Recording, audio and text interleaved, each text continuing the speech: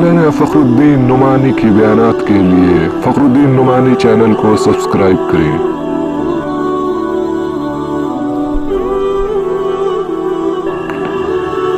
फ़खरुद्दीन नुमानी।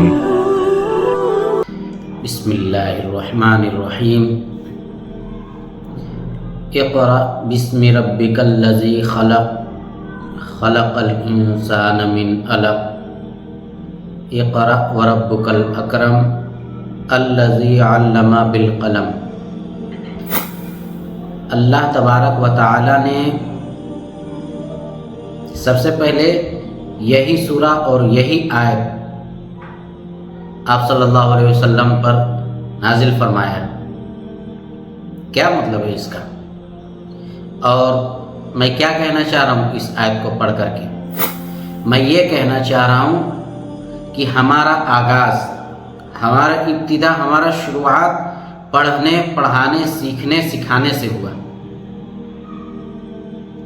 और आज हम कहाँ हैं? उस पढ़ाई से कोसों मील दूर हो गए। और जब हम उससे कोसों मील दूर हुए तो ज़िल्लत और रुसवाई हमारी मुक़द्दर बन चुकी है। और अब हम ये भी समझ बैठे हैं कि हम इसी लायक हैं, हम इसी काबिल हैं, हम कर क्या सकते हैं, क्यों नहीं कर सकते। कोई भी इंसान कमज़ोर नहीं होता, अक्ल के एतबार से, दिमाग के एतबार से, जिस्म के एतबार से उसके अंदर की जो सलाहियत है अल्लाह तबारक व तआला ने तकरीबन एक ही जैसा पैदा किया, लेकिन किसी ने उसको सही इस्तेमाल किया और किसी ने गलत इस्तेमाल किया। अब जो सही इस्तेमाल करता है वो कामयाब होता है, और जो सही इस्तेमाल नहीं करेगा वो नाकाम होगा। फिर ये कहना कि नहीं तकदीर में ही ऐसा लिखा हुआ था, तकदीर को गलत कहना बहुत बुरी बात है। तकदीर दो तरह की होती है, बात लंबी हो जाएगी। तकदीर मुअल्लक़ और तकदीर नाफिज। अब तकदीर मुअल्लक़ क्या है, तकदीर नाफिज क्या है? तकदीर नाफिज का मतलब है कि आप जो भी कर लीजिए वो हो करके रहेगा, और तकदीर मुअल्लक़ का मतलब होता है कि अगर आप ऐसा करेंगे तो ऐसा होगा, नहीं करेंगे तो ऐसा नहीं होगा।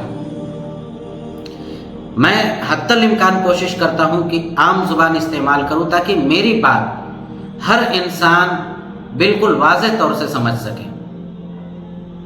मिसाल के तौर पर, अगर पानी गर्म हो, उसमें अगर कोई इंसान हाथ डाले, हाथ जलेगा। अब यह कहना कि नहीं ये मुक़द्दर में लिखा हुआ था हाथ जलना इसलिए जल गया, क्या उसका कहना सही है? क्या उसके पास अकल नहीं था? क्या अल्लाह ताला ने उसके दिमाग में इतनी सूझबूझ नहीं दी कि ये पानी गर्म है, अगर इसके अंदर हाथ डालोगे तो हाथ जलेगा? इसी तरीके से हमारे अंदर सूझबूझ है कि हमारे इब्तिदा, हमारा आगाज़ इल्म और तालीम से हुआ है, और अगर हमने उसको छोड़ा तो हम कामयाब नहीं हो सकते हैं। ये हम अच्छे तरीके से जानते हैं, लेकिन फिर भी हम इल्म और तालीम को इस तरीके से भूला बैठे हैं कि शायद हमें याद ही नहीं रहता कि हमारा आगाज़ भी इक़रा से हुआ। आज हर तरफ मुसलमान ज़िल्लत और रुसवाई उठा रहे हैं, परेशानी में मुब्तला हैं। उसकी सिर्फ और सिर्फ एक वजह, किसी से भी आप पूछिए, क्या?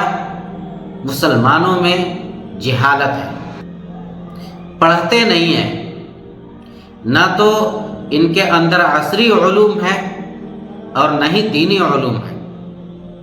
असरी उलूम मख्फी नहीं है किसी से, लेकिन बहुत सारे लोग जानते भी नहीं हैं। 8, 9, 10, 12 कर लेने को आप क्या समझते हैं? आपने बहुत पढ़ लिया। इस दौर में आप अगर इस कदर तालीम हासिल करके अपने आप को यह ख्याल करते हैं कि हमने बहुत पढ़ लिया, तो आप बहुत बड़े गलतफहमी में मुब्तला हैं। यह दौर कंपटीशन का दौर है। आपको आला तरीके से इल्म हासिल करना होगा। लेकिन सवाल यह है कि हम इल्म हासिल कैसे करें। हमारे वालिदैन गरीब हैं, उनके वालिदैन गरीब थे, उनके वालिदैन गरीब थे, नस्ली गुर्बत है। मुसलमानों में हर तीसरा इंसान गरीब है। तो ना पढ़ने की क्या वजह? हम गरीब हैं, और अगर पढ़ना चाहते हैं तो हम पढ़ें कहाँ? आज कोई भी इंस्टीट्यूट, इदारा तअस्सुब परस्ती से शायद खाली नहीं है, जो मैं तजर्बा कर रहा हूँ। तो गुर्बत की वजह से पढ़ नहीं सकते, तअस्सुब परस्ती की वजह से पढ़ नहीं सकते, तो बर्बादी किसकी है? बर्बादी हम लोगों की है। इन सारे मेहनतों मुशक्क़तों को झेल कर आला तालीम हासिल करना होगा, तभी हम कुछ हासिल कर सकते हैं। आज बड़ी आसानी के साथ हम कह देते हैं कि नौकरी तो मिल नहीं रहा है। क्या नौकरी के बकद्र हम पढ़ रहे हैं, तालीम हासिल कर रहे हैं कि हमें नौकरी दिया जाए? आपसे लाखों करोड़ों आले दर्जे के तालीम हासिल करके बैठे हैं, तो नौकरी तो पहले उनको मिलेगी। और फिर ये कहना कि मुकद्दर में नहीं था, चाहे कुछ भी कर लो नौकरी नहीं मिलेगी, ये सही नहीं है। अगर आपके अंदर तालीम रहेगी, हाई लेवल की क्वालिफिकेशन रहेगी, तो नौकरी आपको बुला करके दिया जाएगा। लेकिन उस दर्जे के पहले आप तालीम हासिल करें। तो हिंदुस्तान में तमाम मुसलमानों में अगर आप गौर फिक्र करेंगे और आप रिपोर्ट देखेंगे, तो सिर्फ और सिर्फ 4% बच्चे हाई लेवल की क्वालिफिकेशन हासिल करते हैं। और वो बच्चे किनके होते हैं? किसी बिजनेसमैन के, किसी बड़े आदमी के, किसी मंत्री के, किसी विधायक के, किसी मुखिया के, किसी सरपंच के। जब ये पढ़ते हैं लाखों करोड़ों खर्च करके, तो जब ये पढ़ कर निकलते हैं तो इनके दिलो दिमाग में और इनके वालिदैन के दिलो दिमाग में एक बात होती है कि पढ़ने में जो खर्च हुआ है पहले उसको वसूल करो। जो 4% बच्चे हाई लेवल के क्वालिफिकेशन हासिल किए, अपनी जाती मफाद से उठकर कभी भी अवामी सतह पर अवाम के लिए नहीं सोचते हैं। नतीजा कोई फर्क नहीं पड़ता है। पहले जिस तरीके से सब चलता था अभी भी वैसे ही चल रहा है, और लोग मान बैठे हैं कि ऐसे ही चलता रहेगा। नहीं, अगर हमारी यही हालत रहेगी, आप अगर समझते हैं तो ये गलत है। इससे भी बदतर हालत हो जाएगी अगर हमने तालीम अपने नस्लों को नहीं दिलाया, उनको तालीम से खाली रखा। हम पैसे को बिला वजह गलत जगह खर्च करते हैं, लेकिन सही जगह अगर आए तो हम खर्च नहीं करते हैं। सही जगह क्या है? तालीम। मैं तालीम क्यों कह रहा हूं? क्योंकि हर परेशानी और हर मुसीबत का हल एक ही चीज है, तालीम। तालीम एक ऐसा हथियार है कि इसका मुकाबिल कोई चीज नहीं है। कोई भी मुआशरा, गिरा से गिरा मुआशरा, जिसको कोई जानता ना हो, जिसको कोई पूछता ना हो, अगर वो तालीम में आगे बढ़ जाए तो सारे लोग उसकी इख्तिदा करते हैं, उसको फॉलो करते हैं, उसको मानते हैं, उसकी इत्तिबा करते हैं। तालीम से पहले उनको कोई पूछता नहीं था।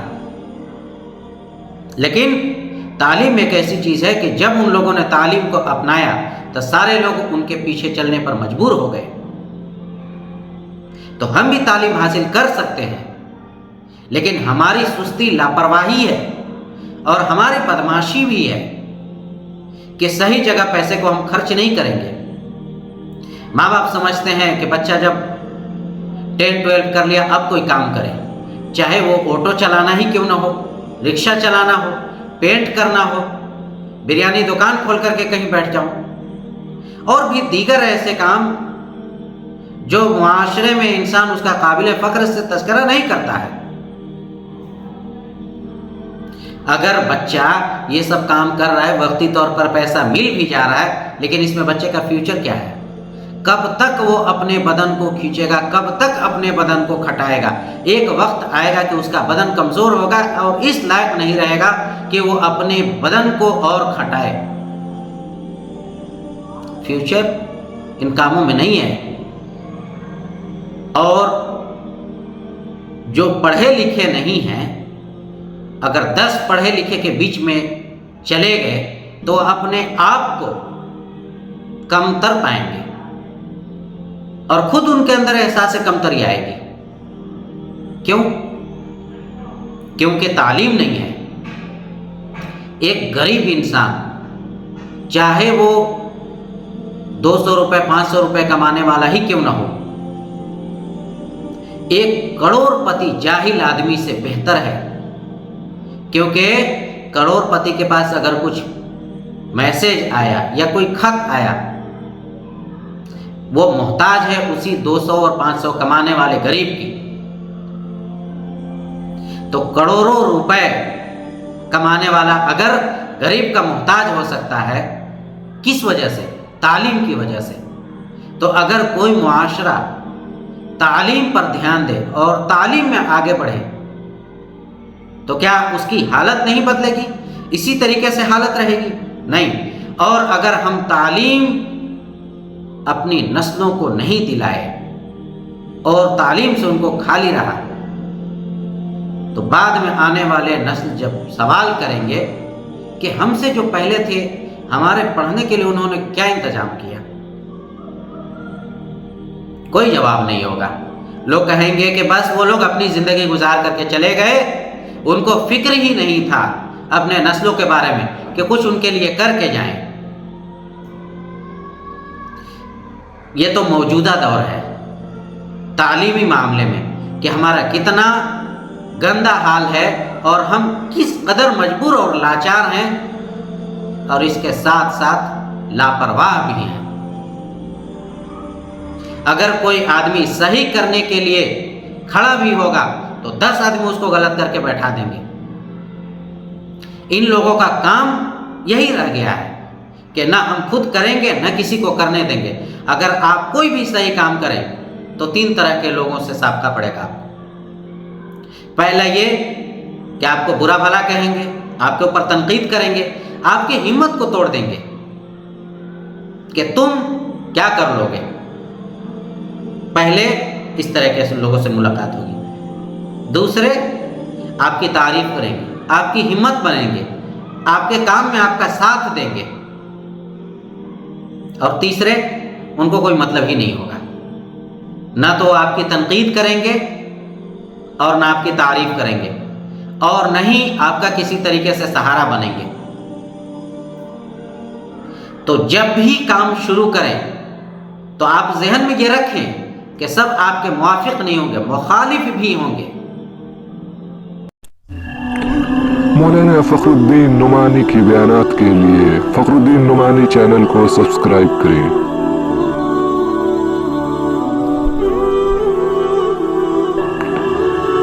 فخر الدین نعمانی.